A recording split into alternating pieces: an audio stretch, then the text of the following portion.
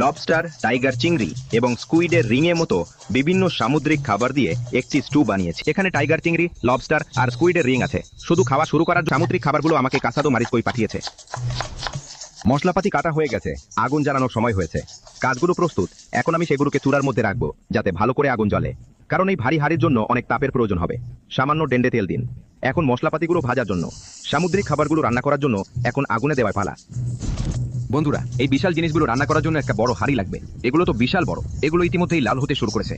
আরে এটা দারুণ সুস্বাদু হবে, তাই না? আমি একটু জল দেবো, কারণ সামুদ্রিক খাবারগুলো ইতিমধ্যেই সেদ্ধ হয়ে গেছে।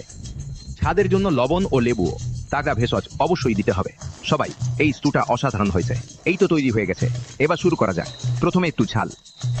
খাবারটা তো খেতেই হবে, লক্ষ টাকার খাবার যারা মাকে ভালোবাসো তারা লাইক, কমেন্ট এবং সাবস্ক্রাইব করে দাও। খাওয়ার সময় স্কুইডের রিংগুলো দারুণ।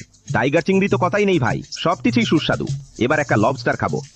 বন্ধুরা, এইখানেই আসল অমৃত। এটা গলদা চিংড়ির সবচেয়ে সেরা অংশ। আজ আমি টুরু ধরার জন্য ম্যানগ্রোভ বনে ঢুকেছিলাম। আমি বেশ কয়েকটি ধরেছিলাম, সেগুলোকে নুন ও লেবু দিয়ে মাখিয়েছিলাম এবং সেগুলো দিয়ে আমার খাবার তৈরি করেছিলাম।